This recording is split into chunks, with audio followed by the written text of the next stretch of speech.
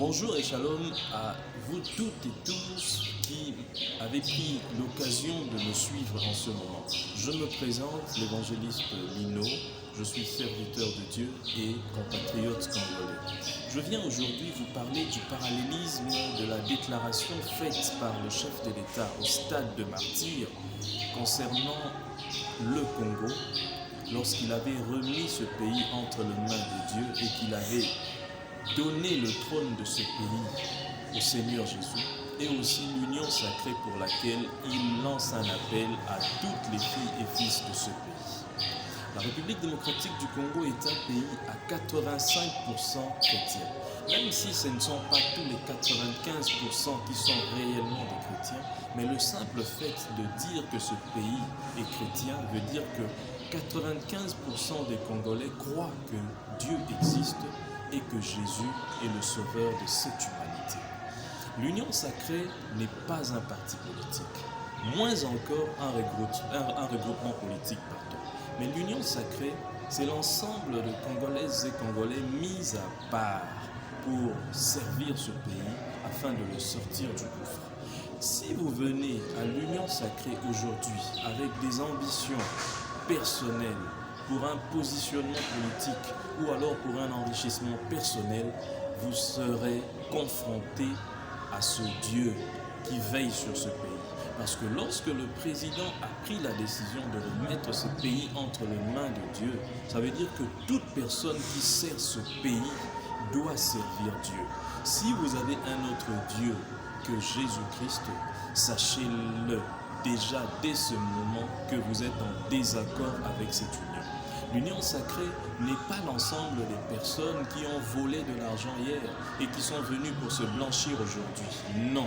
Nous, chrétiens congolais, nous disons non. Et je crois en ce Dieu qui rémunère toute personne et toute action. Je crois en l'homme, ça veut dire que l'homme peut changer. Mais je ne crois pas en ces gens qui, un beau matin, se lèvent parce que peut-être leur navire est en déroute, est en train de chavirer. Ils viennent entrer dans l'union pour se faire blanchir. Non. Devant Dieu, nous aurons à rendre compte de tous les actes que nous aurons posés. Si vous avez été hier dans un regroupement des personnes qui avaient mis ce pays à genoux, vous devez d'abord vous repentir. Vous devez d'abord demander pardon à Dieu et demander pardon à ce peuple avant de pouvoir adhérer à l'union. Ne venez pas à l'union en pensant que lorsque vous adhérez, vous êtes automatiquement lavé. Non, vous êtes Congolais comme nous, vous êtes Congolaises comme nous. Mais si hier vous avez mis ce peuple à genoux, si ce n'est pas ici, mais devant Dieu, vous payerez pour cela.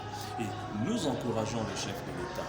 Nous l'encourageons à pouvoir continuer sur cette voie, à pouvoir déclarer encore haut et plus fort que ce pays est entre les mains de Dieu et que Jésus règne dans ce pays. Nous voulons que ce pays sorte de la misère, sorte de la pauvreté, que ce pays sorte de l'occultisme, de là où on est allé le loger, que ce pays puisse reverdir, que ce pays puisse vivre enfin ses heures, ces années de gloire. C'est pour cela que je lance un vibrant appel à tous les hommes de Dieu, à toutes les servantes de l'Éternel, à tous les enfants de Dieu qui croient que Jésus a vraiment le trône de ce pays, est assis sur ce trône. Nous voulons encore confirmer cela. Nous voulons prier pour que l'union sacrée soit débarrassée de toutes les personnes qui ont des mauvais penchants, qui ont qui ont un agenda caché, qui viennent en fait pour des intérêts personnels et égoïstes. Nous prions pour que cette union soit débarrassée de la racaille. Que Dieu bénisse le Congo et que Dieu bénisse tous les enfants du Congo. Je vous remercie.